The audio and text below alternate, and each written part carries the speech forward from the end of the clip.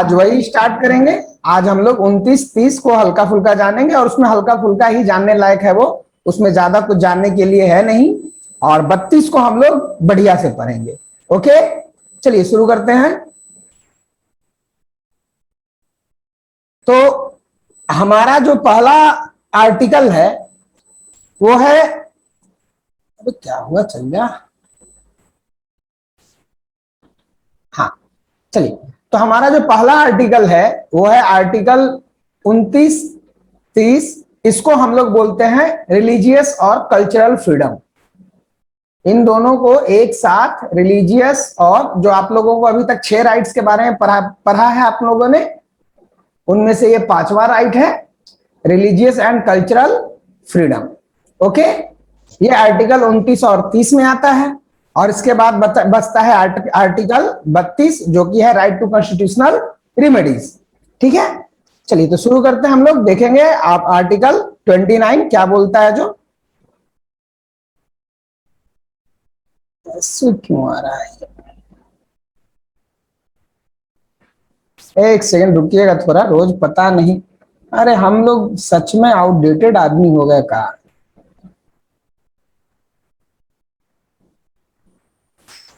एक सेकेंड,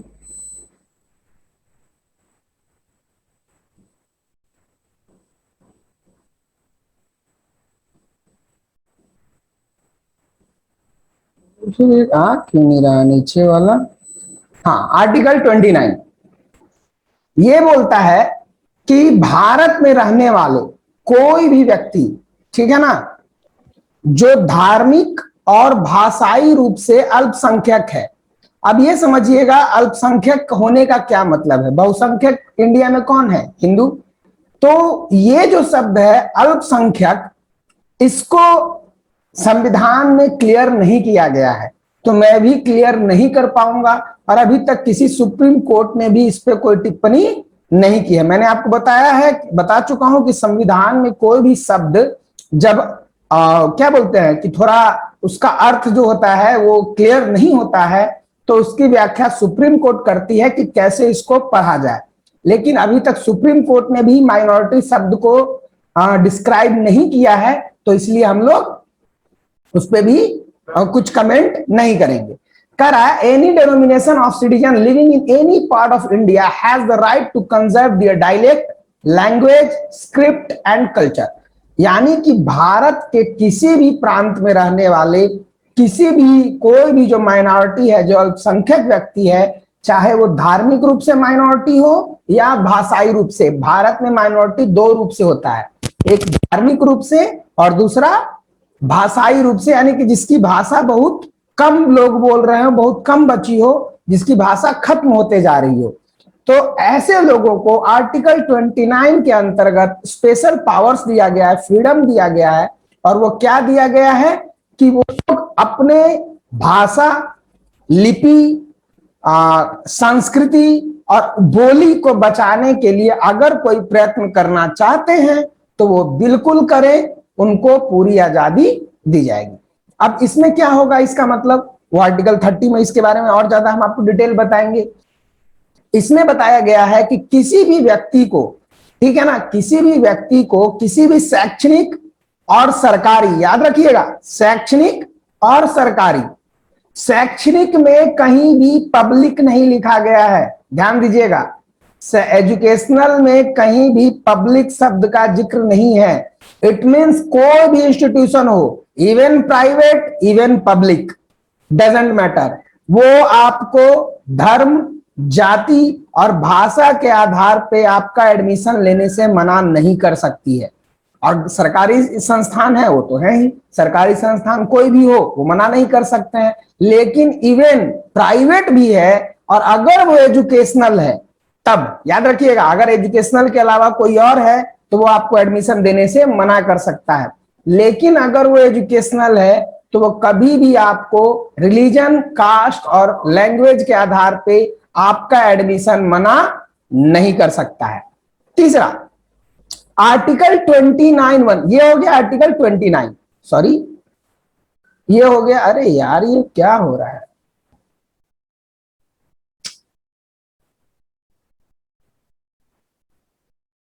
एक सेकंड रुक जाइए, कल सही चल रहा था, आज पता नहीं क्या हो गया इसको। अच्छा यहां पे, ठीक है।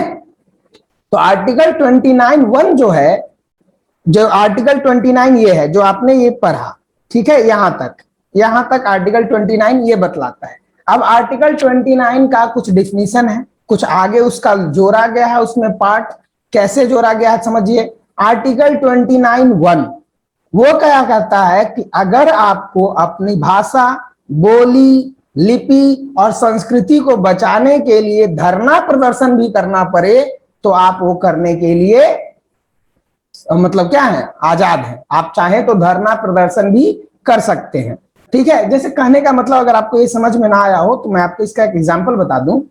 जैसे कोई भी नई भाषा, जैसे आप सभी को पता है कि 8वीं अनुसूची में भारत के 22 भाषाएं शामिल हैं, ठीक है। तो अगर आप भी चाहते हैं कि मेरी भाषा भी आप 8वीं अनुसूची में शामिल हो जाए तो आप उसके लिए जुलूस निकाल सकते हैं, आप उसके लिए धरना प्रदर्शन कर सकते हैं। तो आप वो करने के लिए आजाद हैं, आपको सरकार किसी तरह से तंग नहीं करेगी या उस चीज के लिए आपको मना नहीं करेगी, ठीक है। आर्टिकल 29(2) कह रहा है, ये जो आर्टिकल 29(1) है ये क्या कह रहा है कि आपको ये एक पूरे समुदाय को बचाता है। और आर्टिकल 29(2) व्यक्तिगत अधिकार को, व्यक्तिगत अधिकारों के लिए है, ठीक है ना। वो चाहे व्यक्ति किसी भी कम्युनिटी का हो, भाषाई का हो, अल्पसंख्यक हो या भाषाई रूप से बहुसंख्यक हो। आगे हम बताएंगे कैसे है, ठीक है। Article 29 protects religious and cultural minority both, यानी कि ये धार्मिक और भाषाई दोनों तरह के अल्पसंख्यकों को रक्षा प्रदान करता है, ठीक है। मैंने पहले ही बता दिया कि संविधान में माइनॉरिटी शब्द का को परिभाषित नहीं किया गया है। जैसे कि मैंने एक बार और बताया था कि अस्पृश्य, अनटचेबल कौन है, ये संविधान में क्लियर नहीं है, ठीक है। उसी प्रकार संविधान में यह भी क्लियर नहीं है कि माइनॉरिटी कौन है। हल्ला हो रहा है पीछे यार, ठीक है। अब इसके आगे बाद, इस बारे में सुप्रीम कोर्ट पूरी तरीके से बताता है कि right to conserve language gives the power to protest to conserve their language, यानी कि अगर आपको भाषा की आजादी दी गई है तो आपको अपनी भाषा को बचाने के लिए आंदोलन करने की भी आजादी है, ठीक है। आगे ये थोड़ा इंपॉर्टेंट चीज है, अगर आपको कभी कंफ्यूजन हो तो याद रखिएगा आर्टिकल 29 है धार्मिक रूप से भाषाई, धार्मिक और भाषाई अल्पसंख्यकों के लिए। लेकिन अगर आप ध्यान से इस आर्टिकल को पढ़िएगा, ध्यान से पढ़िए, यहां पे क्या लिखा हुआ है, एनी डेनोमिनेशन ऑफ सिटीजन, यानी कि भारत के नागरिकों का कोई भी अंग, कोई भी अंग या कोई भी शाखा, यानी कि यहां पे आप मतलब माइनॉरिटी का जिक्र नहीं किया गया है। तो इससी यानी सुप्रीम कोर्ट ने यही बात बोली कि चूंकि आर्टिकल 29 में क्लियरली माइनॉरिटी शब्द का जिक्र नहीं किया गया है, इसलिए हम ये नहीं कह सकते हैं कि ये आर्टिकल जो राइट देता है वो सिर्फ माइनॉरिटीज के लिए है, यानी कि ये राइट माइनॉरिटीज के लिए भी है एज वेल एज मेजोरिटी के लिए भी है, ठीक है ना। तो वही यहां पे बतलाया गया है, ओके। तो आर्टिकल 29 जो है वो आपको बतलाता है धार्मिक और भाषाई रूप से जो अल्पसंख्यक हैं उनके अधिकारों की रक्षा। आगे चलेंगे, आर्टिकल 30। आर्टिकल 30, आर्टिकल 30 क्या कहता है, ये जो माइनॉरिटीज हैं धार्मिक और भाषाई दोनों रूप से, उनको अपने लिए, अपनी भाषा बचाने के लिए, अपना धर्म बचाने के लिए शैक्षणिक संस्थान खोलने की और उसको चलाने की, एडमिनिस्ट्रेट यानी कि प्रशासनिक रूप से या उस पर प्रशासन करने की, दोनों की आजादी देता है। जैसे इमेजिन, जस्ट इमेजिन कि मैं मगही भाषा बोलता हूं, ओके, मगधी बोलता हूं। अब मेरी इच्छा है कि मेरी जो भाषा है वो, या मैं ऐसा मानता हूं कि मेरी भाषा सिकुड़ रही है, मेरी भाषा खत्म हो रही है, तो मैं चाहूंगा कि मैं मगही भाषा के अधिकाधिक उपयोग के लिए एक नया मगही स्कूल खोलूं। तो राज्य और ये संविधान मुझे ये हक देता है कि मैं मगही भाषा के लिए स्पेशल स्कूल खोलूं और उस स्कूल को खुद अपने मन मुताबिक चलाऊं। हाँ, बस एक्सेप्शन वही है, वहां पे मतलब पब्लिक ऑर्डर ऐसा वगैरह खराब नहीं होना चाहिए, मोरालिटी भंग नहीं होना चाहिए, जो पहले था वही है, ठीक है।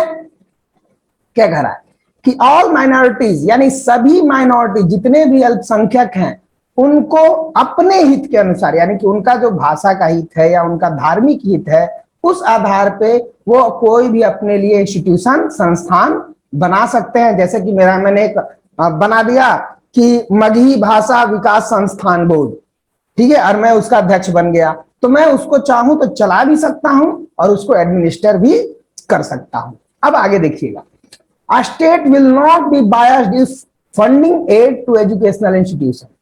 इसका मतलब समझिएगा, अगर आपने कोई ऐसा बना लिया, सरकार ने उसको रिकॉग्नाइज कर लिया, यानी कि उसको रिकॉग्निशन मान्यता दे दिया, तो सरकार अगर किसी मदरसे को या फिर किसी, मान लीजिए हम मेजोरिटी की बात करें तो किसी हिंदू धर्म के स्कूल को अगर सरकार मंथली 1 लाख रुपए का ग्रांट दे रही है, तो उतने ही काम के लिए आप भले ही मगधी पढ़ा रहे हो या आप मदरसा चला रहे हो, आपको भी 1 लाख रुपए का ग्रांट ही मिलेगा। समझ में आया? आपको कम नहीं मिलेगा। क्यों? क्योंकि इसकी इजाजत और इसका हक आपको कौन देता है? हमारा संविधान और उसका अनुच्छेद नंबर 30 या आर्टिकल 30 आपको ये हक देता है। इसमें एक खास बात यह है कि आर्टिकल 30 में किसी भी तरह का, जैसे वहां पे एनी डिनोमिनेशन ऑफ सिटीजन लिखा हुआ था, यहाँ पे ऐसा कोई बात नहीं लिखा गया, सीधा माइनॉरिटीज लिखा गया है। तो ये जो राइट है ये सिर्फ और सिर्फ माइनॉरिटीज के लिए ही है। ओके, चलिए यहाँ पे आपका आर्टिकल 29 और आर्टिकल 30 खत्म होता है। ठीक है, आर्टिकल 31 आपको पता है कि वो हटाया जा चुका है संविधान से। अब उसको, अभी भी वो राइट है, लेकिन पहले वो फंडामेंटल राइट था, अब उसे लीगल राइट बना दिया गया है। ठीक है, चलिए आगे चलते हैं।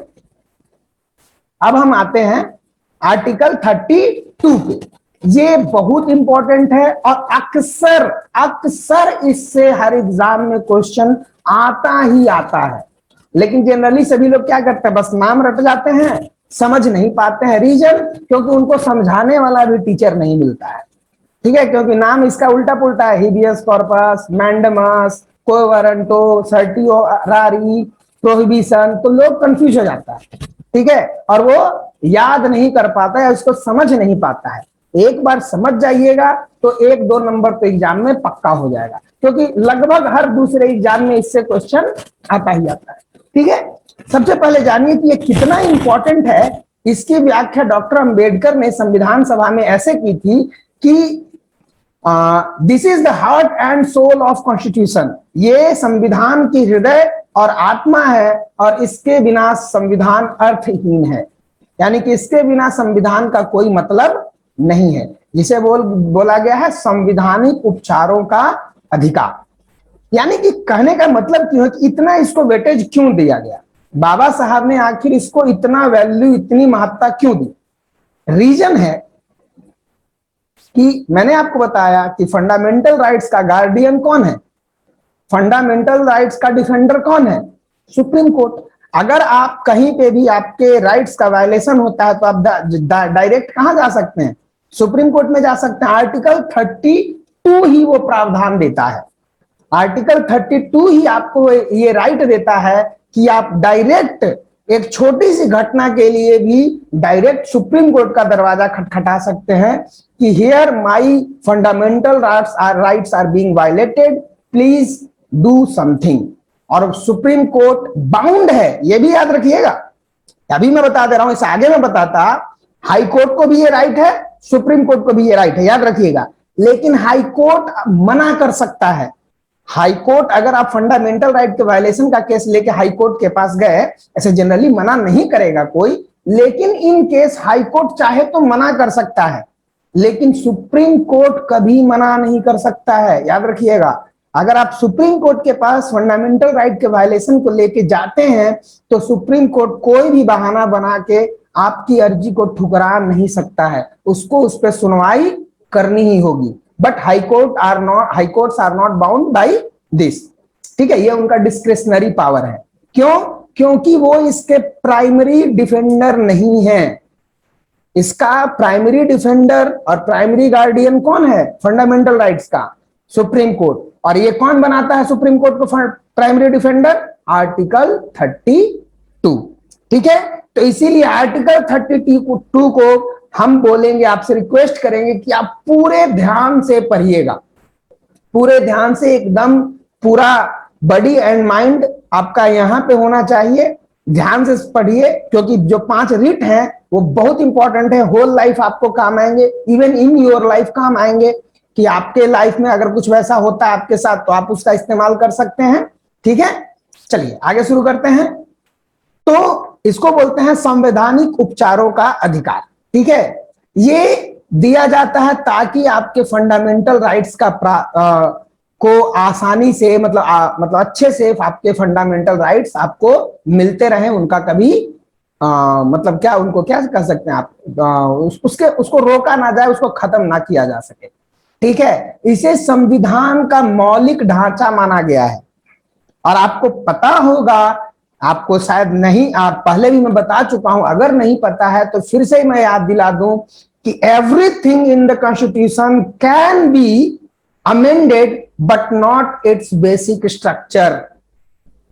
समझिएगा मैं क्या बोलना चाह रहा हूं, कि संविधान में कोई भी बात को बदला जा सकता है, लेकिन संविधान का जो बेसिक स्ट्रक्चर है, जो मौलिक ढांचा है संविधान का, वो बदला नहीं जा सकता है। तो मौलिक ढांचा में क्या आता है, एक संवैधानिक उपचारों का अधिकार, फिर आपका आता है सेंटर स्टेट रिलेशनशिप, इंडिया का फेडरेशन, तो ये सब मौलिक ढांचे में आते हैं। तो इनको आप कोई भी तरीके से आर्टिकल 368 के द्वारा किसी भी बहुमत से आप इसको बदल नहीं सकते हैं। ठीक है, Kesavananda Bharati versus India, the basic structure of the constitution can not be amended. Okay, तो इसमें 4 प्रावधान हैं। क्या क्या प्रावधान है उनके बारे में समझिए। 4 प्रावधान क्या है? पहला, कि अगर कभी भी आपके फंडामेंटल राइट्स का क्या उसको बोलते हैं, अरे यार शुद्ध हिंदी में उसको क्या बोलते हैं, मान लीजिए कि फंडामेंटल राइट्स का कभी भी आपको उपयोग नहीं करने दिया जा रहा है, या उनको या उनको भंग किया जा रहा है, I am not getting the real word for that, तो आप वैसी स्थिति में संविधान का हनन, बिल्कुल, अगर आपके मौलिक अधिकारों का हनन किया जा रहा है तो आप उस कंडीशन में डायरेक्ट सुप्रीम कोर्ट का दरवाजा खटखटा सकते हैं। ठीक है, इसके द्वारा सुप्रीम कोर्ट को रिट ऑर्डर, समन जारी करने का अधिकार दिया जाता है। रिट क्या होता है वो मैं अभी आपको बताऊंगा। पार्लियामेंट कैन ऑथराइज, एक बात और याद रखिए कि ये पावर पार्लियामेंट को दिया गया है, कि ये जो रिट निकालता है सुप्रीम कोर्ट, ये कौन निकाल सकता है, कि पार्लियामेंट, संसद अगर चाहे तो कल को संसद ये बोल सकती है कि मैं डिस्ट्रिक्ट कोर्ट को ये पावर दे रहा हूं कि डिस्ट्रिक्ट कोर्ट भी अब रिट जारी कर सकता है। तो वैसे कंडीशंस में डिस्ट्रिक्ट कोर्ट्स भी रिट जारी करना शुरू कर देंगे। ठीक है, ये पावर संसद के पास है कि कौन रिट देगा। ठीक है, और ये जो राइट्स हैं ये कभी भी भंग नहीं किए जा सकते जब तक कि संविधान में इसके लिए जो प्रावधान है उसके बिना। ठीक है, ये है आपका आर्टिकल 32। मत समझिए कि खत्म हो गया, ये बहुत बड़ा है। ठीक है, तो अभी जैसे मैंने आपको बतलाया था कि जो रिट जारी होता है, और मैंने आपको बताया कि मौलिक अधिकारों का रक्षक 2 हैं, एक तो है आपका सुप्रीम कोर्ट और एक है आपका हाई कोर्ट। आप हाई कोर्ट के पास भी मौलिक अधिकारों के हनन के वक्त जा सकते हैं, लेकिन दोनों में बहुत अंतर है। कैसे अंतर है ये समझिए। तो सुप्रीम कोर्ट के पास आप जाते हैं आर्टिकल 32 के द्वारा, सेम वैसे ही आर्टिकल 226 के द्वारा आप हाई कोर्ट जा सकते हैं जब आपके मौलिक अधिकारों का हनन होगा। लेकिन दोनों में अंतर है, बहुत अंतर है। क्या अंतर है वो समझिए। ये जो आर्टिकल 32 है ये किसमें आता है? फंडामेंटल राइट में। तो फंडामेंटल राइट में आने का मतलब ये बेसिक स्ट्रक्चर में आ गया, इसको बदला नहीं जा सकता है। आर्टिकल 226 ये कॉन्स्टिट्यूशनल राइट है, ये फंडामेंटल राइट नहीं है, यानी कि एक संवैधानिक अधिकार है जिसे बदला जा सकता है। ठीक है, ये अगर राष्ट्रपति ने, जैसे कोई बाह्य आक्रमण हो गया, मान लीजिए चाइना ने आप पे, क्योंकि और अभी किसी के पास उतना पावर नहीं, आप बोलिएगा कि सर बार बार आप चाइना का नाम क्यों लेते हैं, तो क्योंकि चाइना से हमारा अभी टेंशन चल रहा है, और मुझे नहीं लगता कि चाइना, रसिया और अमेरिका के अलावा दुनिया में अभी कोई ऐसा और देश भी है जो भारत से लड़ने की ताकत रखता है। ठीक है, अमेरिका लड़ेगा नहीं, रसिया भी अब उतना पैसा बस उसके पास जो है वो मिलिट्री है और उसके पास कुछ है नहीं, तो वो भी नहीं भारत से उलझेगा। और he has been the real close friend of India since the independence, तो वो वैसे भी नहीं लड़ेगा। तो एक बच जाता है हमारा चाइना ही, जिससे हमला आदि कभी लड़ाई हो सकती है, इसीलिए मैं बार बार चाइना का नाम लेता हूं। अगर चाइना ने मान लिया कल को हमला कर दिया, तो राष्ट्रपति ने इमरजेंसी की घोषणा कर दी, तो वैसे कंडीशन में फंडामेंटल राइट्स को सस्पेंड किया जा सकता है। आप सभी को पता है इमरजेंसी कंडीशंस में फंडामेंटल राइट्स को सस्पेंड किया जा सकता है, एक्सेप्ट आर्टिकल 2021।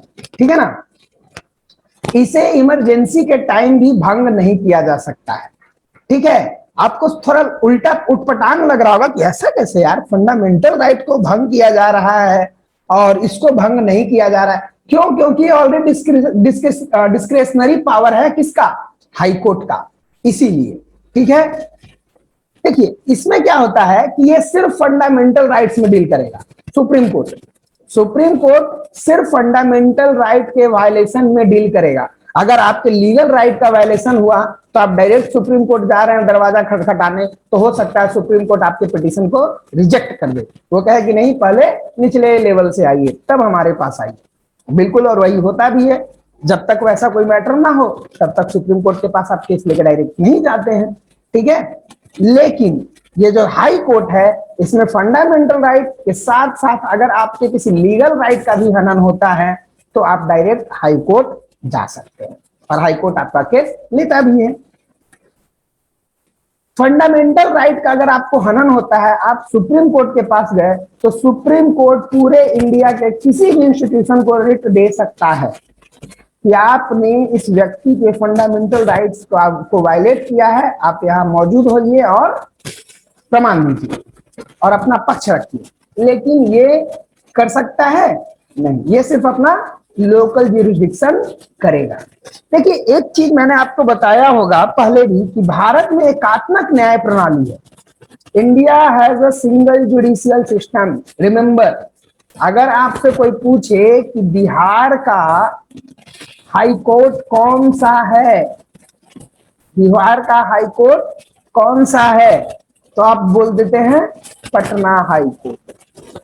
या मुंबई का कौन सा है, तो मुंबई हाई कोर्ट, या बॉम्बे हाई कोर्ट, जिसका अभी तक उसका नाम बॉम्बे ही है। मैंने आपको बताया था कि ऐसा कोई डिवीजन नहीं है इंडियन जुडिशियल सिस्टम में। तो डिवीजन कहने का मतलब, अगर आप उस दिन ना समझे होंगे तो मैं फिर से आपको क्लियर कर रहा हूं। डिवीजन का मतलब होता है कि अलग अलग नियम होना।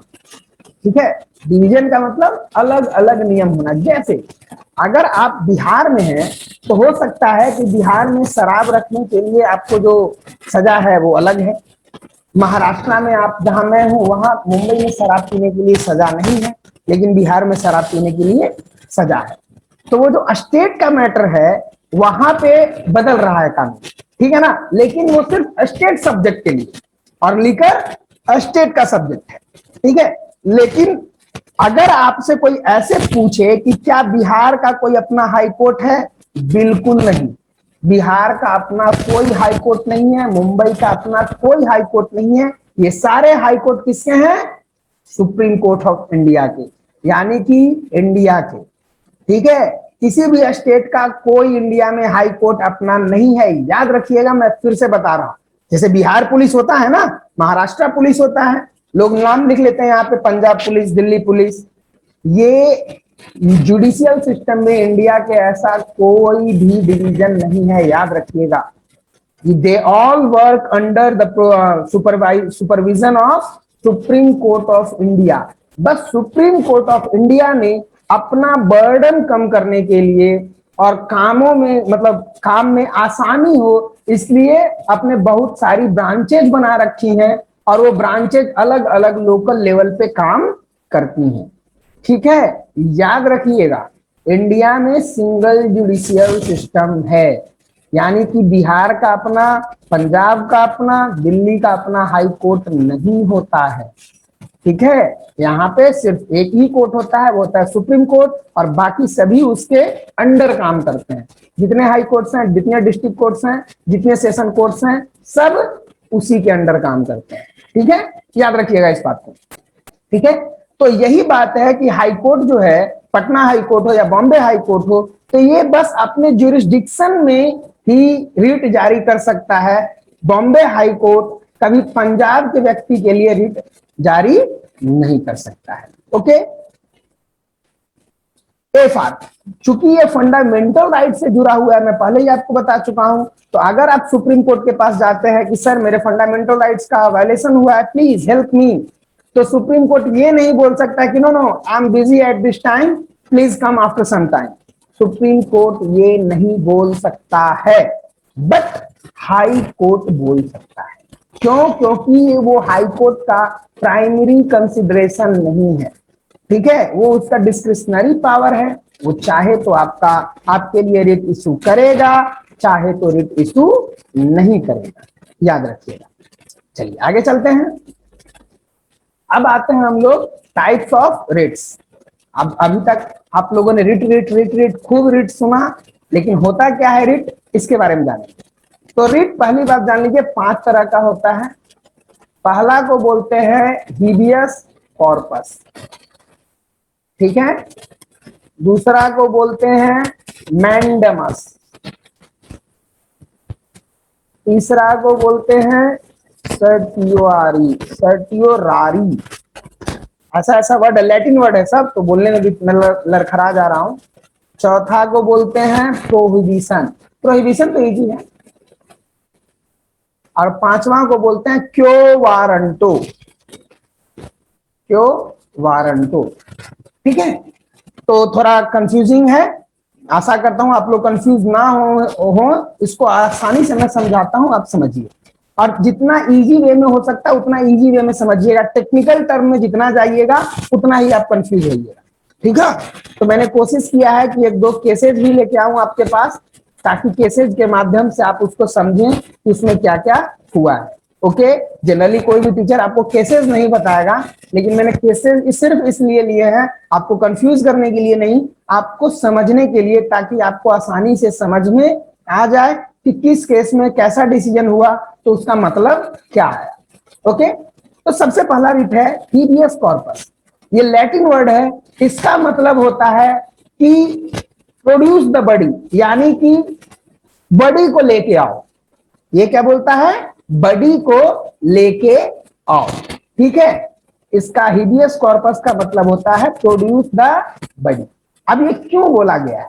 आपको मैंने आर्टिकल 22 में बताया था कि जैसे ही कोई भी व्यक्ति कभी भी आपको पुलिस गिरफ्तार करती है, तो पुलिस बाउंड है कि वो आपको 24 घंटे के अंदर मजिस्ट्रेट, जो नियरेस्ट मजिस्ट्रेट है, उसके सामने पेश करे, और आने जाने का टाइम भी उसी में इंक्लूडेड है, और तुरंत आपको बताया कि उसने आपको किस ग्राउंड पे अरेस्ट किया है।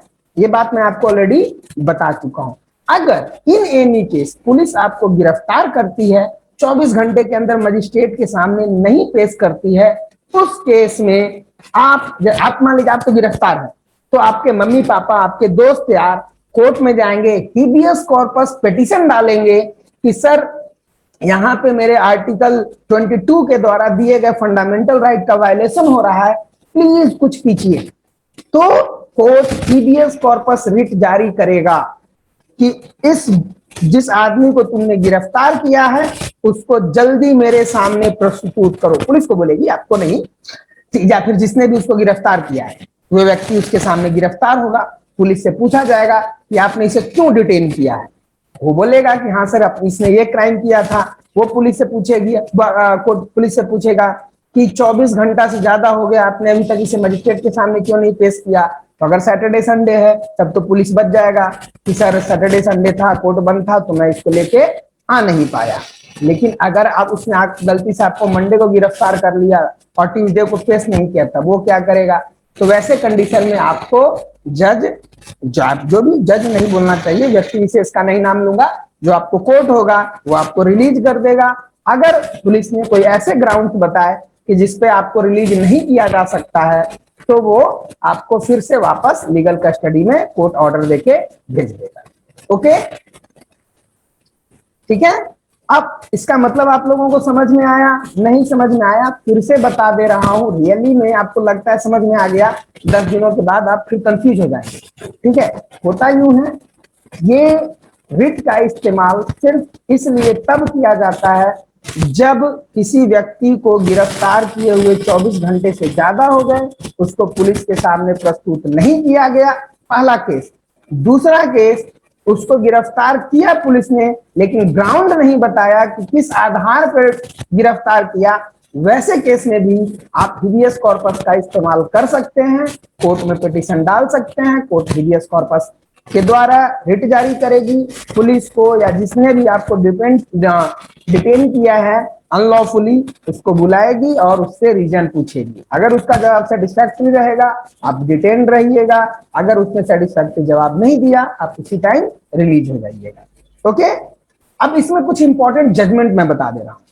तो पहला केस है ADM Jabalpur versus Shivkant Shukla, additional district magistrate of Jabalpur versus Shivkant Shukla. ठीक है, इसने क्या कहा, इस केस में के द्वारा बोला गया कि हिबियस कॉर्पस जो है वो किसी भी केस में सस्पेंड नहीं होगा, यानी कि स्टेट में प्रेसिडेंट रूल लागू हो, इमरजेंसी हो, नेशनल इमरजेंसी हो, हिबियस कॉर्पस यानी कि 24 घंटे से ज्यादा नहीं डिटेन करने वाला लॉ कभी भी सस्पेंड नहीं होगा। यह क्यों बोला गया? क्योंकि अभी मैंने बताया कि अगर प्रेसिडेंट नेशनल इमरजेंसी घोषित कर देता है तो वहां पे फंडामेंटल राइट्स खत्म हो जाते हैं, लेकिन हिबियस कॉर्पस खत्म नहीं होगा, याद रखिएगा। दूसरा केस है शीला बरसे वर्सेस स्टेट ऑफ महाराष्ट्र। इसमें कोर्ट ने यह जजमेंट दिया कि अगर किसी व्यक्ति के पास पैसा नहीं है, जो मैंने बताया था आर्टिकल 19(1) फ्री लीगल एड, ठीक है, तो वैसे केस में, सॉरी आर्टिकल 19(1) नहीं 21 था वो, फ्री लीगल एड, तो वैसे केस में आपको जो स्टेट है वो आपको फ्री लीगल एडवाइजर प्रोवाइड करेगी अगर आप असक्षम हैं तो। Kanu Sanyal versus DM determining the grounds of detention, इस केस में कोर्ट ने यह जजमेंट दिया कि ग्राउंड्स ऑफ डिटेंशन जानना बहुत जरूरी है। अगर आप डिटेन कर रहे हैं किसी व्यक्ति को तो बिल्कुल उसको बताइए कि वो किस आधार पर डिटेन किया गया है। ओके, तो ये था पहला रिट आपका हिबियस कॉर्पस। दूसरा रिट है मैंडमस, ठीक है ना। मैंडमस क्या है? इजी है, आसानी से समझिएगा, समझ में आ जाएगा। देखिए पहली बात मैं आपको बता दूं, सारे रिट जो है थोड़ा सा एक ट्रिक टाइप का बता रहा हूं कि पहला रिट जो है ना हिबियस कॉर्पस वो आम पब्लिक के हितों की रक्षा करता है, लेकिन उसके बाद लगे हाथ 3 जो आएगा ना, मैंडमस, सर्टियोरारी और प्रोहिबिशन, ठीक है, इन तीनों में याद रखिएगा कि जो हायर कोर्ट होगा वो लोअर कोर्ट को ऑर्डर देगा। याद रखिएगा तीनों में, जो हायर कोर्ट होगा, जैसे हाई कोर्ट है तो वो डिस्ट्रिक्ट कोर्ट को ऑर्डर देगा, सुप्रीम कोर्ट है तो वो हाई कोर्ट को ऑर्डर देगा, और सुप्रीम कोर्ट है तो वो इंडिया में किसी भी जुडिशियल इंस्टीट्यूशन को ऑर्डर दे सकता है। ओके, ऐसे में तो ये होता है। मैंडमस का मतलब होता है, ये लैटिन वर्ड है, इसका मतलब होता है मैं आदेश देता हूं, मैं आदेश देता हूं। आदेश कौन देता है? छोटा आदमी कभी बड़े को आदेश दे सकता है क्या? नहीं ना, जब भी आदेश देगा तो बड़ा आदमी छोटे को आदेश देगा, ठीक है। तो ये तब दिया जाता है कि जब आपको लगे, जब कोर्ट को या हायर कोर्ट, जैसे हाई कोर्ट है, आप डिस्ट्रिक्ट कोर्ट में केस लड़ने गए, ठीक है, डिस्ट्रिक्ट कोर्ट में आप केस हार गए, आपको लगा कि नहीं मेरे साथ बिल्कुल भी नेचुरल जस्टिस जो होता है, जो इंडिया में नेचुरल जस्टिस सिस्टम है उसको फॉलो नहीं किया गया है, मेरे साथ बायस डेस हुआ है, तो आप हाई कोर्ट में जाएंगे, इस बात के लिए अपील करेंगे। हाई कोर्ट को अगर ऐसा लगा कि इस केस में इस व्यक्ति के साथ फेयर ट्रीटमेंट नहीं किया गया है, वो उसी समय मैंडमस बोलेगा, मैंडमस रिट जारी करेगा, और जारी करके जो ये व्यक्ति है जो मतलब कि जो उससे लोअर इंस्टीट्यूशन है उसको आदेश देगा कि इस केस में ढंग से आप कार्रवाई कीजिए। इसमें ढंग से आपकी कार्रवाई नहीं हो रही है, आप ढंग से कार्रवाई कीजिए। ठीक है, इसमें क्या क्या ग्राउंड है, मैंडेमस कब कब जारी किया जा सकता है। पहला, मिसयूज ऑफ पावर, जब हायर कोर्ट को लगेगा कि लोअर कोर्ट या कोई पब्लिक अथॉरिटी, पब्लिक अथॉरिटी में कोई भी हो सकता है जो जिसके पास सरकारी पावर है, याद रखिएगा, डीएम, एसडीएम, बीडीओ, पुलिस, दरोगा, मतलब जो भी व्यक्ति है जिसके पास पावर है, तो अगर वो अपने पावर का गलत इस्तेमाल करता है, सरकारी पावर का, वैसे स्थिति में उसके खिलाफ मैंडेमस लागू या जारी किया जा सकता है। इग्नोरिंग रिलेवेंट फैक्टर्स, जैसे देखिए 2 मिनट का समय बचा है, इसको रहने देते हैं।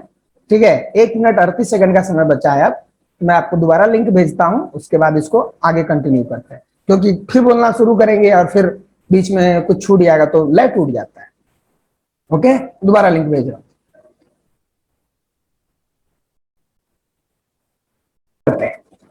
पहला, मैंडेमस यानी कि सुप्रीम कोर्ट या कोई भी हायर कोर्ट कब कब आदेश जारी कर सकता है, जब उसको लगे कि कोई भी पब्लिक अथॉरिटी में भी कोर्ट है, डीएम, एसडीएम, कोई भी पावर में जो व्यक्ति जिसके पास सरकारी पावर है, अगर कोर्ट को ये लगा कि ये अपने पावर का गलत इस्तेमाल कर रहा है तब, या फिर उसे लगा, जैसे कि मान लीजिए आपने कोई केस किया, ठीक है, किसी पे भी केस किया या आपके ऊपर कोई केस हुआ, अब जो पुलिस का आईओ होता है जो केस में चार्जशीट फाइल करता है, वो जो मुख्य जो मेन बात है उसको छोड़ रहा है और जो फालतू का बात है उसको पकड़ के केस बना रहा है। तो अगर केस फाइल हो गया वहां पे कोर्ट के पास और कोर्ट ने उसको देखा और उसको लगा कि अरे यार ये तो बड़ा बकवास लिखा हुआ है, वैसे कंडीशन में भी कोर्ट जो है मैंडेमस जारी करेगा उस आईओ या उस थानेदार के खिलाफ या उस थाने के खिलाफ कि आप इस केस में ढंग से काम कीजिए, आप गलत काम कर रहे हैं। ठीक है, और एक्टिंग विद मैलिफाइड इंटेंशन, मैलिफाइड इंटेंशन का मतलब कि गलत, उसको इंटेंशन को हिंदी में क्या बोलेंगे, इंटेंशन को हिंदी में क्या बोलेंगे, जो भी हो, इंटेंशन का मतलब सबको पता ही है। तो अगर आप गलत इंटेंशन से कोई काम कर रहे हैं तो वैसे स्थिति में भी मैंडेमस जारी किया जा सकता है, लेकिन कुछ प्रावधान दिए ऐसे गए हैं, यानी कुछ एक्सेप्शन है, अपवाद हैं, जिनके खिलाफ मैंडेमस जारी नहीं किया जा सकता। जैसे में प्राइवेट बॉडी यानी कि क्या, अगर कोई प्राइवेट कंपनी है वो अपना काम ढंग से नहीं कर रहा है तो आप कोर्ट में जाके उसके खिलाफ अपील नहीं कर सकते हैं कि हाँ सर ये जो प्राइवेट कंपनी है ये मेरा काम ढंग से नहीं कर रहा है, नहीं, क्योंकि वो उस बाउंडेशन में नहीं आता है। लेकिन वहां पे भी किया जा सकता है जब private company as a public authority काम कर रही हो। जैसे कि एग्जांपल मैं आपको बताता हूं, जैसे आधार कार्ड सभी लोगों का बन रहा था, गांव के लोग आधार कार्ड के बारे में बहुत अच्छे से जानते हैं। तो आधार कार्ड है सरकारी कागज, आधार कार्ड एक सरकारी कागज है, लेकिन इसको बनाने वाले सारे कौन थे, कॉन्ट्रैक्चुअल लोग थे, वो सारे प्राइवेट वाले थे जिनको सरकार ने कॉन्ट्रैक्ट दे दिया था। तो लेकिन वो थे प्राइवेट, लेकिन काम कैसा कर रहे थे, सरकारी। ऐसे केस में they are acting as a public authority, hence they are bound to perform their duties, otherwise court can issue mandamus against them. Okay, समझ में आया मैं क्या बोलना चाह रहा हूं ना।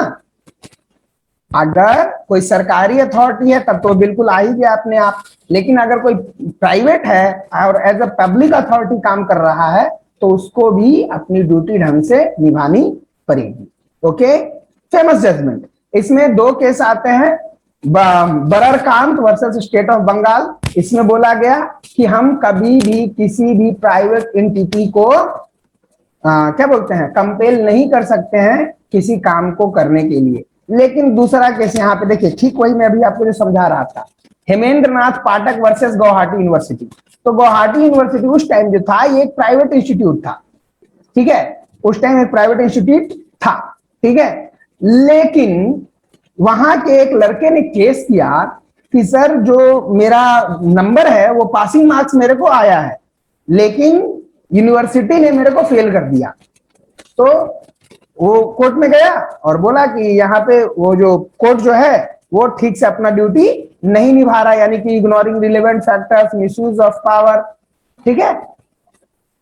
तो उसने बोला कि जो ऐसा है कि आप गलत काम कर रहे हैं, तब जो गुवाहाटी हाई कोर्ट है या जो भी कोर्ट है उसने ऑर्डर दिया गुवाहाटी यूनिवर्सिटी को कि आप जो ये काम कर रहे हैं ये गलत कर रहे हैं, आपको ऐसा नहीं करना है और आप इस लड़के को पास कीजिए। क्यों बोला? वो तो प्राइवेट इंस्टीट्यूट है, लेकिन उसको क्यों बोला गया? है वो भले ही प्राइवेट, लेकिन वो काम कैसे कर रहा है? As a public. मैंने बताया था ना, अभी जस्ट आपको बताया आर्टिकल 29 में कि कोई भी एजुकेशनल इंस्टीट्यूशन, याद रखिएगा, एजुकेशनल इंस्टीट्यूशन रिलीजन, कास्ट इत्यादि के आधार पे कभी एडमिशन मना नहीं कर सकता है। क्यों? क्योंकि educational institutes behave like public institutes, क्योंकि they have a moral duty against the public. क्यों? अब क्यों? क्योंकि आप पैसे देते हैं, तो कोई भी इंस्टीट्यूट जो होता है वो उसका मोरल ड्यूटी है, नैतिक जिम्मेवारी है उसकी कि वो सभी लोगों को बराबर ट्रीट करे, सभी लोगों को समान शिक्षा दे, सभी लोगों को मतलब ढंग से कोई भी काम करे। तो गुवाहाटी यूनिवर्सिटी, दो it was a private institute but it was acting like a public, that's why the court ordered mandamus against him. Okay, ये दो जजमेंट था ताकि आपको समझ में आ जाए कि कैसे होता है। अगला चलिए, इसके बाद आता है सर्टियोरारी। देखिए फिर से मैं एक बार रिवीजन करवा देता हूं ताकि आपको क्लियर होता रहे। हिडियस कॉर्पस कोर्ट तब डालता है जब किसी व्यक्ति को डिटेन किया जाता है 24 घंटे से ज्यादा, या फिर जो ग्राउंड से डिटेंशन का उसको जानने के लिए। मैंडमस जब कोई व्यक्ति नहीं, इंस्टीट्यूट अपना काम नहीं कर रहा है ढंग से, तब उसको याद दिलाने के लिए कि तुम अपना काम ढंग से नहीं कर रहे हो, मैंडमस जारी किया जाता है, याद रखिएगा। अगला सर्टियोरारी, इसका मतलब होता है टू बी सर्टिफाइड, यानी कि मैं सत्यापित करता हूं, मैं सत्यापित करता हूं या फिर सत्यापित करना, ठीक है, इसका मतलब होता है। ये कब जारी किया जाता है? जब किसी हायर कोर्ट को लगे, मैंने पहले ही बता दिया कि मैंडमस, सर्टियोरारी और प्रोहिबिशन, ये तीनों हायर कोर्ट अपने लोअर कोर्ट को जारी करता है, ठीक है। तो अगर किसी हायर कोर्ट को लगे कि जो लोअर कोर्ट है उसने किसी केस में गलत जजमेंट दे दिया है, ठीक है, ऐसा जजमेंट नहीं होना चाहिए कि जनरली इंडिया में होता ही है। कई बार आप देखेंगे जैसे कि दिल्ली हाई कोर्ट ने क्या बोलते हैं, जो एलजीबीटी समुदाय है यानी कि गे राइट्स जो है उसको सही ठहराया था। फिर सुप्रीम कोर्ट के लोअर बेंच ने बोला कि नहीं नहीं ये गलत राइट है, ऐसा तो होना ही नहीं चाहिए देश में। फिर सुप्रीम कोर्ट के हायर बेंच ने क्या बोला कि नहीं, ये जो पहले जो डिसीजन दिया गया था वो गलत था, दिल्ली हाई कोर्ट का डिसीजन सही था और गे लोगों को भी उतनी ही राइट्स मिलने चाहिए या थर्ड जेंडर को जितना कि आम इंसान को, एक औरत और एक मर्द को राइट्स मिलते हैं। तो इसी को बोलते हैं सर्टियोरारी, यानी कि पिछला फैसला को पलट देना या गलत करार दे देना, to quash any wrongful judgment. यानी कि अभी जैसे मान लिया जाए कि आपने कुछ किया और आपको 5 साल की सजा हो, डिस्ट्रिक्ट कोर्ट ने आपको 5 साल की सजा दे दी, आपको लगा कि नहीं मेरे साथ बहुत अनफेयर हुआ है, मैं जाऊंगा हाई कोर्ट। और हाई कोर्ट ने अगर हाई कोर्ट को लगा कि मेरी सजा तो बिल्कुल सही, इसकी सजा तो बिल्कुल गलत है यार, इसको तो 1 महीने की भी सजा नहीं होनी चाहिए, उसने आपको कर दिया बाइज्जत बरी। तो ऐसे केस में हाई कोर्ट जो जारी करेगा रिट, उसको बोलते हैं सर्टियोरारी। वो क्या बोलेगा, ये जो रिट जारी होगा इस पे लिखा रहेगा कि now I hereby quash the judgment given by the lower court in this case फलाना फलाना फलाना, और here now this person is being released, ठीक है। तो इस तरह से जो पुराना डिसीजन को बदल दिया जाता है या खत्म कर दिया जाता है उसको बोलते हैं सर्टियोरारी। ऐसा रिट जब भी जारी होगा तो ऐसे रिट को क्या बोलेंगे, सर्टियोरारी। अब इसमें क्या क्या लिमिट्स हैं, यानी कि मतलब लिमिट्स नहीं सॉरी, किस किस आधार पर सर्टियोरारी किया जाएगा, रिट जारी किया जाएगा। पहला देखेंगे एक्सिंग यूरिडिक्शनल लिमिट। अब जैसे जिस एग्जांपल मान लिया जाए कि मैं नवी मुंबई में हूं, मैं नवी मुंबई में रहता हूं, ओके। अब मेरे यहां के कोर्ट ने या फिर नागपुर के कोर्ट में किसी ऐसे केस में जहां उसका जुरिडिक्शन नहीं है या फिर कोई मतलब उसका पावर नहीं है वहां के बारे में कोई जजमेंट दे दिया, तो वैसे केस में सर्टियोरारी जारी किया जाएगा और बोला जाएगा कि आप जो है आप अपने जुरिडिक्शन से फालतू जजमेंट दे दिए, इसलिए आपका जजमेंट इनवैलिड करार किया जाता है। जस्ट इसका एक एग्जांपल मैं अभी आपको बताता हूं। ये अभी आपको समझ में ठीक से नहीं आया होगा, सॉरी, ऐसा गलत एग्जांपल देने के लिए। मैं आपको फिर से समझाने की कोशिश करता हूं, शायद इस बार आपको ढंग से समझ में आ जाएगा। ओके बे यार, ये कहाँ आ गया? अरे यार, अच्छा ठीक ठीक है। जैसे मान लिया जाए कि क्या बोलते हैं कोई जैसे आप सभी लोगों को पता है कि बिहार में शराबबंदी है, बिहार में शराब रखने पे इतना का सजा है या इतना जुर्माना है, जो भी है। अब बिहार का हाई कोर्ट ये जजमेंट दे दे कि महाराष्ट्र में फला फला व्यक्ति जो है, या फिर मेरे बारे में ही कि ये मुंबई में है, ये मुंबई में शराब पी रहा है, इसको जाके गिरफ्तार करके लाओ। ठीक है, वो कोर्ट का तो ऑर्डर है, वो तुरंत लेके आ जाएगा मेरे पास। लेकिन मेरा क्या राइट है? मैं तुरंत जाऊंगा 32 के अंतर्गत पावर सुप्रीम कोर्ट में और बोलूंगा कि मेरे राइट्स का वायलेशन हो रहा है, और ये जो कोर्ट है बिहार हाई कोर्ट या सॉरी पटना हाई कोर्ट, वो अपने जुरिडिक्शन से बाहर की का काम कर रहा है। तो ऐसे केस में सुप्रीम कोर्ट सर्टियोरारी जारी करेगा और उसके द्वारा दिए गए उस फैसले को नल एंड वॉइड घोषित कर देगा, क्रॉस कर देगा कि ये जो दिया गया फैसला है ये सही नहीं है, यहां ये नल एंड वॉइड होता है।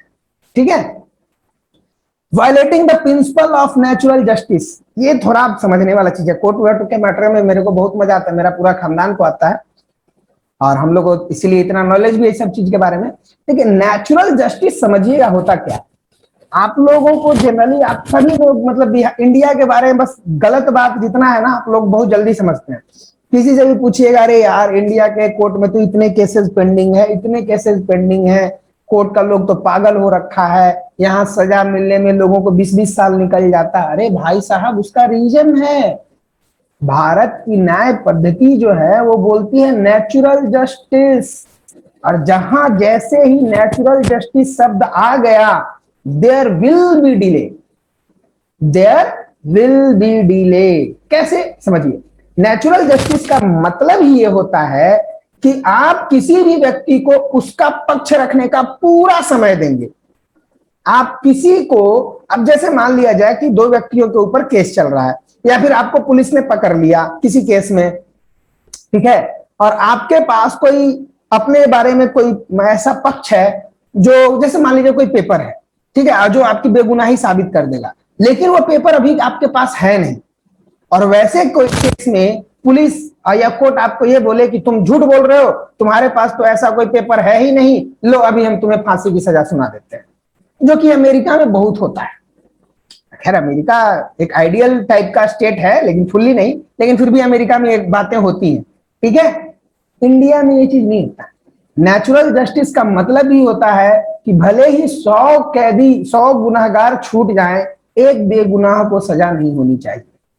ये इंडिया का मोटो है जस्टिस सिस्टम का। ठीक है, इसीलिए यहां किसी भी व्यक्ति को पूरा समय दिया जाता है अपनी बेगुनाही साबित करने के लिए कि आपको जितना समय लेना है लीजिए, बस आप मतलब पेपर सही सबमिट आप कर दीजिए। हाँ, अगर आपने 10 बार टाइम लिया, 10 बार फेल हो गए, तब तो कोर्ट अंत में उब के समझ जाएगा कि नहीं ये झूठ बोल रहा है, इसको सजा दे दो। लेकिन जो ढंग का टाइम मांगते हैं आपका वकील जो बोलेगा कि ठीक है सर मुझे इतने दिनों की और मोहलत दे दी जाए, जज आपको देने के लिए बाउंड है। क्यों? क्योंकि वो नेचुरल जस्टिस को फॉलो करना ही है इंडिया में। और यही रीजन है कि इंडिया में हर केस 20-20 साल चलता है। रीजन, इसका सबसे बड़ा रीजन होता है यहाँ के वकील लोग। यहाँ के वकील होते हैं लीच, समझते हैं इंग्लिश में लीच, हिंदी में हमारे यहाँ जोंक बोलते हैं, खून चूसने वाला। तो वो क्या करते हैं, जो उनके पास पिटिशनर जाता है उसको समझते हैं वो लोग इंसान और खुद को मानते हैं जोंक, इसके शरीर में चिपक जाना है और धीरे धीरे इसका खून चूसते रहना है। तो वकील आपका केस जल्दी खत्म नहीं करना चाहेगा, उसको सोचेगा कि जब आएगा 1000 रुपया दे के जाएगा, हर महीने आपको बुलाएगा। और वो खुद जाके झूठ मूठ के जज को बोलेगा कि सर जो ऐसा ऐसा प्रॉब्लम है, माई बाप थोड़ा दिन का और समय दे दीजिए।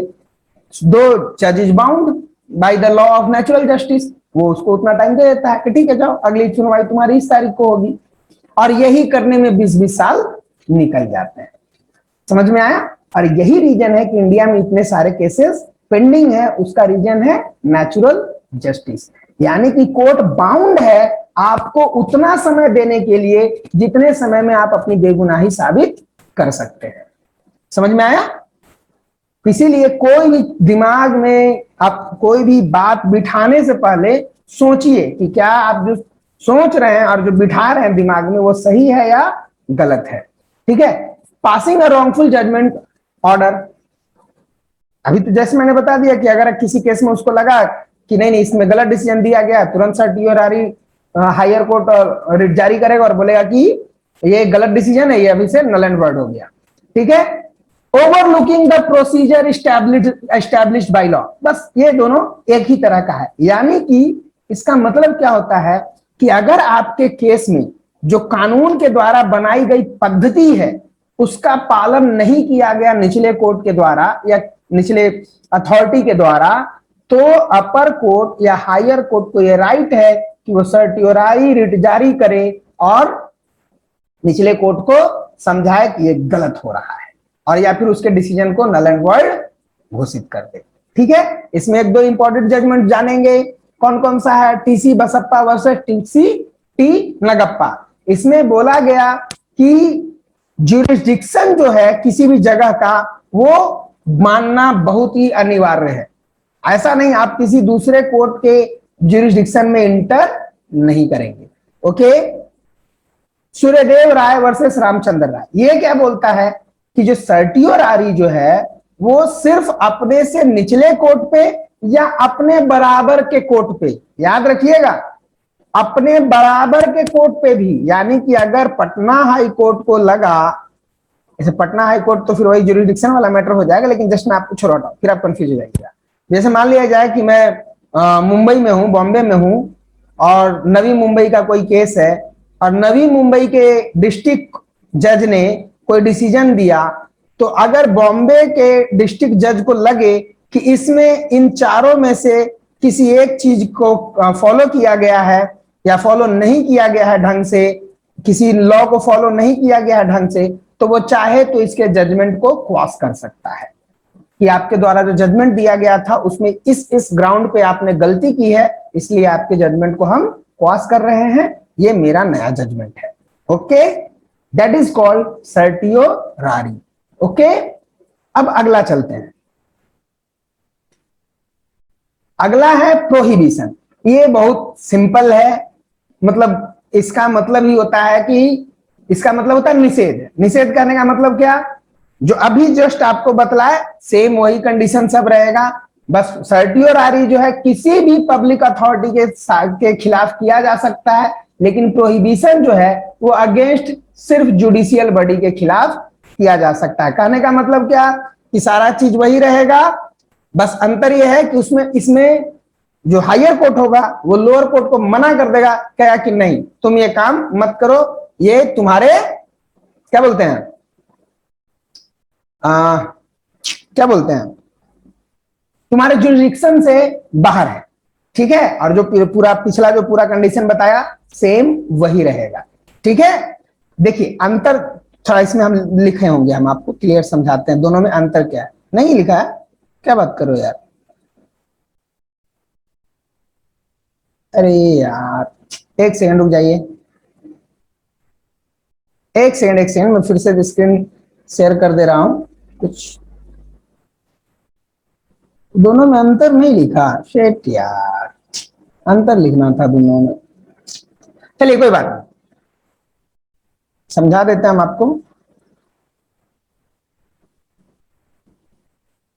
हाँ, सर्टियोरारी और प्रोहिबिशन दोनों में अंतर यह है कि सर्टियोरारी जो है वो जजमेंट क्या बोलते हैं हाँ, जजमेंट हो जाने पे ये डिसीजन देता है। सर्टियोरारी में सर्टियोरारी जो जारी किया जाता है वो जजमेंट हो जाने पे जारी किया जाता है। प्रोहिबिशन जब केस चल रहा है, जैसे निचले कोर्ट में केस चल रहा है, उसी टाइम जो हायर कोर्ट होगा वो क्या बोलेगा कि देखो भाई तुम जो है ज्यादा तेज बन रहे हो और ये तुमसे ना हो पाएगा, और अगर तुमसे ना हो पाएगा तो ऐसा करो, इस केस को मेरे पास ट्रांसफर करो। ठीक है, आज से इस केस पे सुनवाई मैं करूंगा। ये कौन बोलेगा? हायर कोर्ट बोलेगा। किसको बोलेगा? लोअर कोर्ट को। लेकिन जो सर्टियोरारी था वो किसी भी पब्लिक अथॉरिटी के खिलाफ जारी किया जा सकता है, लेकिन प्रोहिबिशन सिर्फ और सिर्फ जुडिशियल बॉडी के खिलाफ किया जा सकता है। इसमें क्या क्या हो सकता है? लोअर कोर्ट हो सकता है। क्वासी जुडिशियल का मतलब आप लोगों को समझ में आता है? बताइए, किसी को क्वासी जुडिशियल का मतलब समझ में आता है? नहीं समझ में आता है तो जल्दी बताइए। चलिए, नहीं आता है। क्वासी जुडिशियल का मतलब होता है अर्ध न्यायिक। अर्ध न्यायिक कहने का मतलब क्या?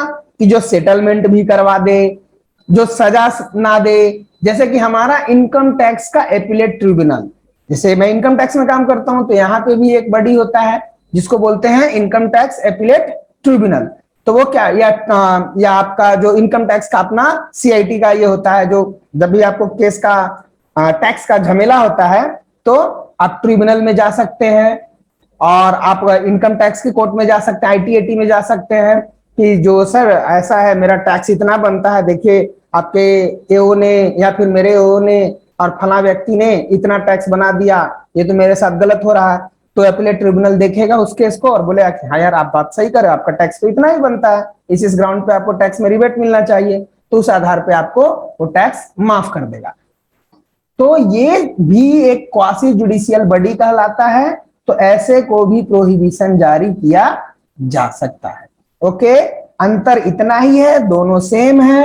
एक अंतर इस प्रोहिबिशन में सिर्फ जुडिशियल बॉडी, और दूसरा बड़ा अंतर कि इसमें केस चल ही रहा है, अभी केस खत्म नहीं हुआ, इसमें जजमेंट नहीं आया, याद रखिएगा।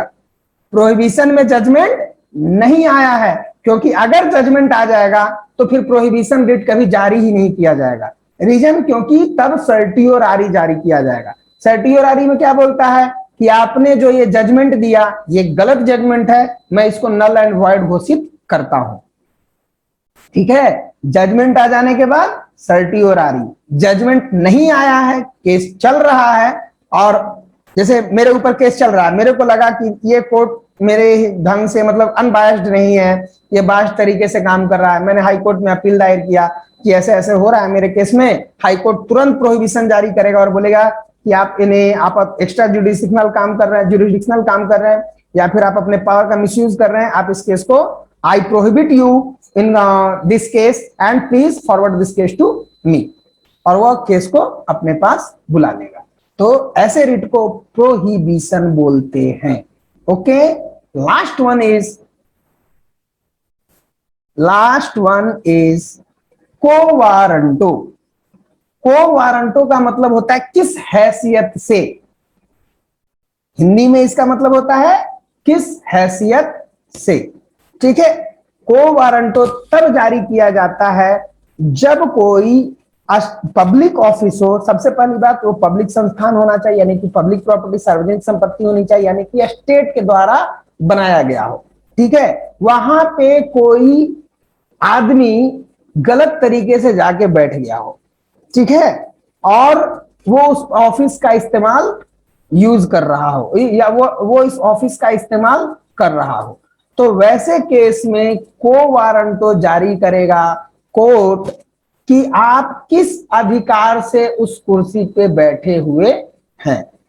ठीक है, यानी कि सेम वही घटना कि जैसे कि मान लिया जाए, जैसे मैं आपको बताऊं, एक यह पुलिस है। ओके, पुलिस है, ठीक है, आप जब जैसे मैं कोशिश करता हूं, ऐसा मत समझिए एक साथ सोचने लगते, मैं ऐसा एग्जांपल देने का कोशिश करता हूं कि आपको एक बार में फटाक से समझ में आ जाए। मैं एकदम देसी एग्जांपल देने की कोशिश करता हूं। जैसे कि मान लिया जाए पुलिस है, ठीक है, आपके घर में जमीन का हो गया झगड़ा, जमीन का लफड़ा हो गया। ओके, जमीन का लफड़ा हो गया। आप जो जनरली बिहार में या फिर किसी भी जगह पे जहां पे लिटरेसी रेट ज्यादा है, लोगों को समझ में नहीं आता है, वो क्या करेगा? तुरंत पुलिस के पास जाता है। आप गए कि सर मेरे यहाँ तो जमीन का बंटवारा है, ढंग से जमीन का बंटवारा नहीं हो रहा है, प्लीज करवा दीजिए। पुलिस वहां पे आएगा, पुलिस है तेज, सोचा कि चलो जो 10-20 हजार का काम हो जाएगा, जो कि अपने यहाँ पुलिस करता है, उसको तो बस कुत्ते की तरह बस पैसा दिखना चाहिए, कहीं भी चला जाएगा। वो वहां पे गया और जमीन का बंटवारा करवा दिया दोनों भाइयों के बीच। अब उसमें से एक व्यक्ति और अपना पावर का इस्तेमाल किया और जो उसको पैसा दिया उसको ज्यादा जमीन दिलवा दिया, या उसको ज्यादा वैल्यू वाला जमीन दिलवा दिया। ठीक है, किसी को एकदम गांव के एकदम, उसको बोलते हैं क्या, जिसको बैरन लैंड में वो जमीन दे दिया, और एक को एकदम फ्रूटफुल जमीन दे दिया। तो वैसे केस में जो दूसरा भाई था उस बेचारा पछता गया। अब उसको कोई मिल गया पढ़ा लिखा व्यक्ति, वो बोला कि जाओ तुम जाके कोर्ट में को वारंटो रिट पिटीशन डाल दो। वो गया, डाल दिया। अब जब कोर्ट में वो कागज जाएगा, कोर्ट उसको पढ़ेगा, तब वो उस पुलिस अधिकारी को वारंटो जारी करेगा कि तुमने ये जो जमीन का बंटवारा करवाया ये किस हैसियत से करवाया, आपको ये राइट किसने दिया है जमीन का बंटवारा करने का। समझ में आया? समझ में आया? अरे मैसेज ही कर दो अगर नहीं बोल रहे हो तो, बेवकूफ हूं। हाँ देखो, एक आदमी, हाँ, बाकी सबको समझ में नहीं आया। हाँ, 2 आदमी, बाकी 7 को समझ में नहीं आया। हाँ। हाँ, विपुल पासवान रेड हैंड, ओके, चलिए ठीक। अगर इतना से भी अगर आपको समझ में नहीं आता ना, सच बता रहा हूं, तोरा उससे ज्यादा आई वो नहीं करेगा, तोरा उससे ज्यादा आई वो नहीं करेगा। देख, गुस्सा मत दिलाओ, हमारा रिकॉर्डिंग हो रहा है न, तो थोड़ा पगली, आखिर इससे ज्यादा बढ़िया से कोई क्या समझाएगा बताओ? हाँ, और कितना मेहनत करने कहती हो बताओ, और कैसे समझाएं? लिख के लाते हैं ऑफिस में, हम ऑफिस में जल्दी जल्दी सारा काम निपटा के तुम लोग के लिए नोट्स बनाते हैं, वहां से भागते हुए आते हैं, फिर यहाँ पे तुरंत हम पढ़ाने बैठ जाते हैं, और फिर भी बोलती है थोड़ा बहुत। क्या पागल वागल है क्या? दिमाग में दिमाग है कि भूसा भूसा है? हाँ, खाना में अनाज खाती है कि भूसा खाती हो? थोड़ा बहुत, इसमें भी अगर थोड़ा बहुत समझ में आ रहा है तो तुमको और बढ़िया से कब समझ में आएगा?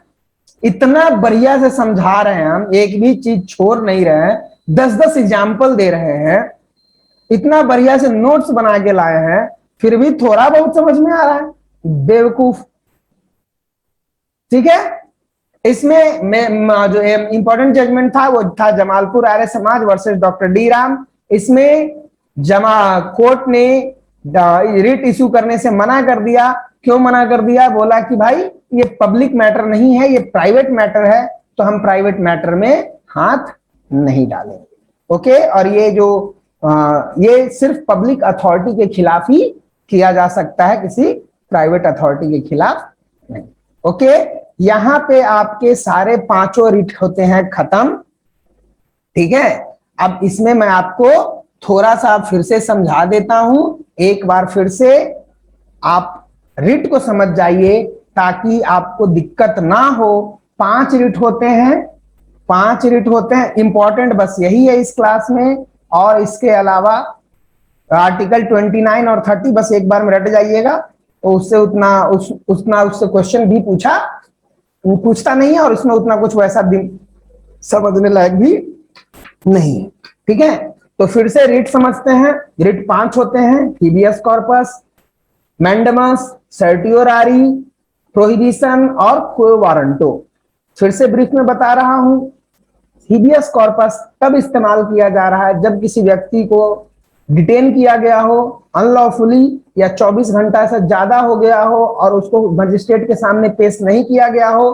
तो वैसे केस में, ऐसा उड़ीसा में एक केस आया था, उस केस का मैं नाम भूल गया, हिबियस कॉर्पस में ही वो डाला गया था कि एक बच्चे को उसके घर से उठाया गया और वो बच्चा वापस घर नहीं पहुंचा।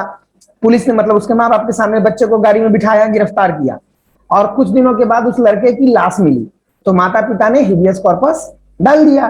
या फिर पहले से डाले हुए थे, पुलिस ने मना कर दिया था कि नहीं हम तो जानते ही नहीं बच्चा को, हम तो छोड़ दिए थे। तो कोर्ट ने हिबियस कॉर्पस जारी किया और बोला कि उस बॉडी को प्रस्तुत किया जाए।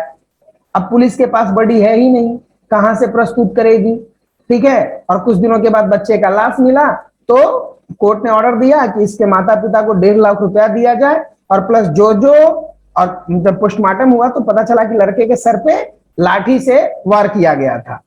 तो पुलिस पक्का है कि पीटा होगा हाजत में ले जाके, जिसकी वजह से लड़के की मृत्यु हो गई। और उन सभी पुलिस वालों पे कार्रवाई हुई और उन सभी को जेल में डाला गया, सजा मिला, ठीक है। दूसरा है मैंडेमस। मैंडेमस का मतलब होता है हम आदेश देते हैं, ठीक है। ये किसी भी पब्लिक अथॉरिटी को दिया जा सकता है। कब दिया जा सकता है? जब हायर कोर्ट को लगे कि जो लोअर कोर्ट है वो अपने पावर का गलत इस्तेमाल कर रहा है, वो चीजों को देख नहीं रहा है, ढंग से काम नहीं कर रहा है। वैसे केस में हायर कोर्ट लोअर कोर्ट को बोलेगा कि प्लीज हम आदेश देते हैं कि आप इस काम को ढंग से कीजिए, ओके।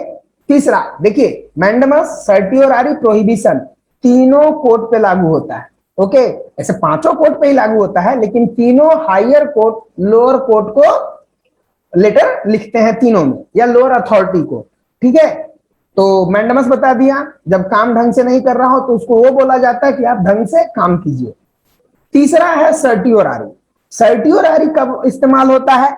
जब लोअर कोर्ट ने कोई गलत डिसीजन दे दिया या फिर अपने ज्यूरिसडिक्शन से आगे बढ़ के डिसीजन दे दिया। जैसे पटना हाई कोर्ट ने बॉम्बे के लोगों के लिए कोई जजमेंट कर दिया, तो वैसे केस में सुप्रीम कोर्ट जो है वो सर्टियोरारी जारी करेगी और जो पटना हाई कोर्ट का जजमेंट है उसको क्वाश करेगी, नल एंड वॉइड करेगी और बोलेगी कि ये जो जजमेंट दिया गया था ये रॉन्गफुल था, इसका कोई मतलब नहीं है, ठीक है। फिर अगला आता है प्रोहिबिशन।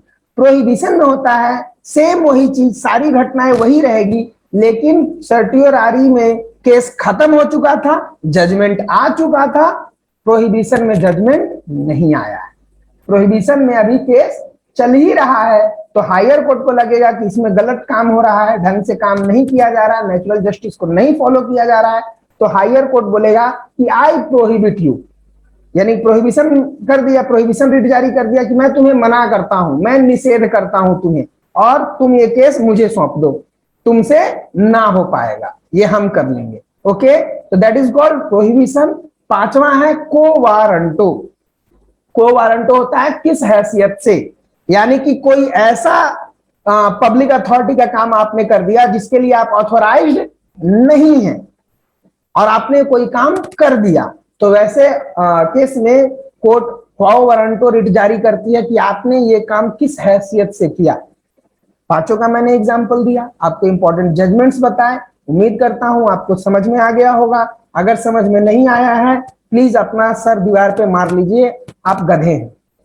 इससे बेटर कोई माइकल लाल आपको नहीं समझा सकता है, ठीक है। आप अपना सर दीवार पे दे मारिए और जितना जोर से दे सकते हैं दे दीजिए, फिर आपका पढ़ना लिखना व्यर्थ है, ओके। चलिए, tata, bye bye, good night. अगर आपको कोई क्वेश्चन पूछना है तो पूछिए, थोड़ा सा टाइम बचा है, 2-4 मिनट का टाइम बचा होगा, देख भी नहीं रहे, 4 मिनट का टाइम बचा है। अगर कुछ पूछना है तो बिल्कुल पूछिए, रिकॉर्डिंग हम रोक देते हैं, अब वैसे भी डिलीट हो जाएगा उतना पार्ट, और क्या बोलिए। किसी को अगर कुछ पूछना है तो पूछिए, किसी को कोई क्वेश्चन पूछना है तो पूछिए। कोई के न पूछला है। कुछ नहीं पूछना है, बोलो कि इतना ना डांटिए कि है कि डर से कोई पूछवे नहीं करेगा, है कि नहीं। मत पूछो, अपने बाप का कहा जा रहा है। ओके चलिए, कुछ नहीं पूछना है तो गुड नाइट, बाय बाय।